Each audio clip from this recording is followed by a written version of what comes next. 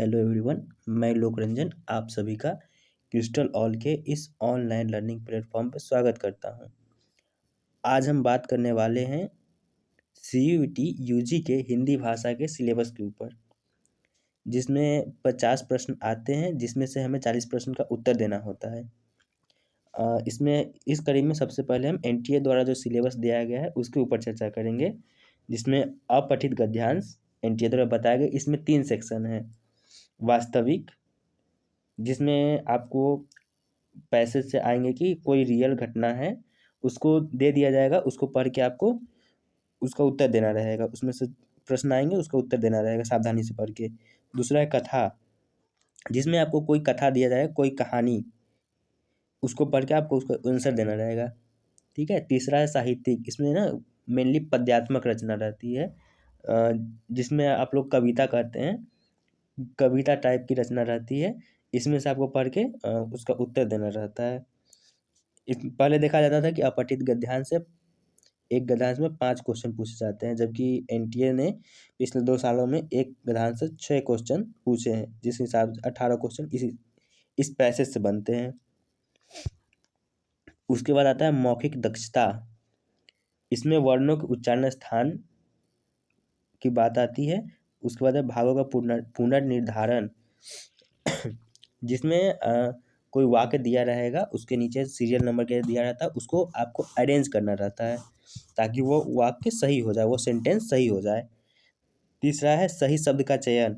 इसमें आपको गलत गलत शब्द दिए रहेंगे, उसमें से आपको सही शब्द जो सही है उसको सेलेक्ट करना है, उस पर टिक करना है। ठीक है। पर्यायवाची एवं विलोम शब्द, ये नॉर्मल शब्द। उसके बाद आते हैं शब्दावली। इसमें आपको शब्द भंडार से क्वेश्चन पूछ जाते हैं। शब्द भंडार में ही संज्ञा, सर्वनाम, ये सब पूरा आ जाते हैं, और शब्द के प्रकार वगैरह सारा इसी में आता है। उसके बाद आता है जो हम लोगों ने टॉपिक वाइज एनालाइज करके ये सिलेबस में पाया है कि ये व्याकरण से क्वेश्चन ज़्यादा पूछे जा रहे हैं, तो उस पर भी हम लोग बात करेंगे। जिसमें कुछ टॉपिक है हिंदी भाषा का परिचय, पहला टॉपिक है, जिसमें कि आपको पूछा जाता है कि हिंदी के बारे में बेसिक जो आपका नॉलेज है वो क्या है। संविधान में इसको राजभाषा, राष्ट्रभाषा क्या कहा गया है, अनुच्छेद कितना से कितना तक इसका उल्लेख मिलता है, लिपि क्या है, इस टाइप से क्वेश्चन आते हैं। उसके बाद है वर्ण विचार। इसमें वर्ण विचार में वर्ण जानते हैं कि स्वर वर्ण है, व्यंजन वर्ण है। इसमें मेनली आपको उनके उच्चारण स्थान आते हैं। फिर आता है व्यंजन वर्ण में प्रकार हो जाता है अघोष, सघोष, अल्पप्राण, महाप्राण, ये सब पूछे जाते हैं कि कौन सा वर्ण अल्पप्राण है, कौन सा वर्ण महाप्राण है, कौन सा सघोष है, कौन सा अघोष है। शब्द विचार, इसमें ना आपसे पूछा जाता है कि किस प्रकार का शब्द है ये, उत्पत्ति के आधार पे। ठीक है। मेनली उत्पत्ति के आधार पर पूछा जाता है कि देशज है, विदेशज है, या तत्सम है, तद्भव है। ये मेन है 4, इससे पूछे जाते हैं। बाकी बात अन्य प्रकार हैं इसके, अविकारी हो गया, अविकारी हो गया, उससे नहीं पूछे जाते हैं, जितना तत्सम, तद्भव, देशज, विदेशज से पूछे जाते हैं। पर्यायवाची, जो पर्यायवाची है, एक शब्द के कितने उसके पर्यायवाची होते हैं, 3, 4, 5 या फिर अनेक होते हैं, उससे पूछे जाते हैं। आपको मेनली 3 याद रखने, उससे काम हो जाएगा। उसके बाद विलोम, कुछ विलोम शब्द आपको याद रखने होंगे, जिससे प्रश्न पूछे जाते हैं जो इम्पोर्टेंट है। उसके बाद मुहावरे, मुहावरे से पूछा जाता है कि इस मुहावरे का क्या अर्थ है।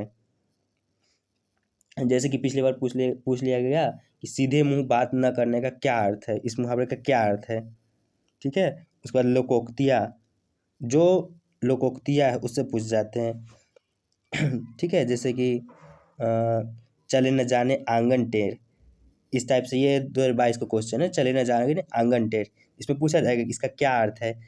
ठीक है। उसके बाद श्रुति सम भिन्नार्थक शब्द, इसमें पूछा जाता है कि 2 शब्द हैं और उसके उच्चारण सुनने, श्रुति मतलब सुनने में, सम मतलब एक तरह का लगता है, वो सुनने में एक तरह का लगता है, लेकिन भिन्नार्थक शब्द उसका अर्थ अलग होता है। कोई शब्द है जो सुनने में एक तरह का लगता है, लेकिन उसका अर्थ अलग अलग है, उस शब्द को हम श्रुति सम भिन्नार्थक शब्द कहते हैं। उसके बाद नेक्स्ट टॉपिक है हमारा लिंग। इसमें आपसे पूछा तो कोई शब्द दिया रहेगा, उसमें उससे पूछा जाएगा कि ये किस लिंग से है। ठीक है। तो हिंदी में मेनली 2 लिंग होते हैं, स्त्रीलिंग, पुल्लिंग। तो आपको बताना रहेगा कि ये शब्द स्त्रीलिंग है, ये शब्द पुल्लिंग है, इस टाइप से। वचन, ठीक है। तो उसमें वाक्य में कोई वाक्य दिया रहेगा, उसके शब्द उस शब्द में अंडरलाइन करके पूछा जाए कि जो अंडरलाइन शब्द है या वर्ड है वो किस वचन में है, एक वचन, द्विवचन, बहुवचन, ठीक है। उसके बाद है काल। काल से पूछा जाएगा कि किस काल में है, ठीक है। भूतकाल में, भविष्य काल में है, या फिर इसमें है एक इम्पोर्टेंट संदिग्ध भूतकाल, ठीक है। उसके बाद आगे आता है कारक। कारक से सवाल पूछे जाते हैं कि कोई वर्ड वाक्य दे दिया गया, यह वाक्य किस कारक में है, ठीक है। तो उसके लिए आपको बताएंगे हम लोग कि कैसे कारक पहचानेंगे, किस सेंटेंस में कौन सा, उसकी क्या विभक्ति है, विभक्ति से कारक पहचानते हैं, उससे हम पहचानेंगे कि कौन सा कारक है। उसके बाद है संज्ञा। संज्ञा नॉर्मल चीज़ है जिसमें सबसे पूछा जाएगा कि नॉर्मली ये पूछा जाता है कि ये किस संज्ञा का शब्द है। उसके बाद सर्वनाम। इसमें है ना कोई शब्द दे दिया जाएगा, जैसे कि सर्वनाम में आता है कि मैं किस प्रकार का सर्वनाम है, ठीक है। उसके बाद क्रिया। इसमें क्रिया से पूछा जाता है कि कौन सा क्रिया, 2 प्रकार का, अकर्मक, सकर्मक, ये मेनली है। और इसमें से पूछे जाते हैं कि कोई शब्द दिया गया है वाक्य, उसमें अंडरलाइन कर दिया जाएगा कि यहाँ पर यह जो क्रिया है किस प्रकार का क्रिया है। विशेषण। विशेषण नॉर्मली आप सब जानते हैं कि संज्ञा या सर्वनाम की विशेषता बताने वाले शब्द को विशेषण कहते हैं। तो फिर वो जब विशेषता बताएगा वो, तो यहाँ पूछा जाता है कि यहाँ विशेष से और विशेषण, ये पूछा जाता है। कोई दे दिया जाएगा तो यहाँ विशेष से क्या है और विशेषता क्या है, जो जिसकी विशेषता बताया जाए वो विशेष से हो गया, ठीक है। ये ध्यान में रखिएगा, जिसकी विशेषता बताया जाए वो विशेष हो जाएगा, ठीक है। आगे हो गया क्रिया विशेषण। क्रिया की विशेषता जो बताए उसको क्रिया विशेषण कहते हैं। मेनली पूछा था कि किस प्रकार का शब्द अविकारी शब्द, विकारी शब्द, ये भी उसी टाइप से आता है कि सेंटेंस में दे दिया गया है, उसको अंडरलाइन कर दिया गया है, पूछा जाएगा विकारी शब्द है, अविकारी शब्द है। उसके बाद है समास। समास में से पूछा जाएगा आपसे सवाल, किस प्रकार का समास है, उसका पद विग्रह, समास विग्रह पूछा जाता है, किस प्रकार का इसमें मेनली आते हैं आपको किस प्रकार का समास है, इसका क्या समास विग्रह है, ठीक है। 2 इसमें मेजर टॉपिक है।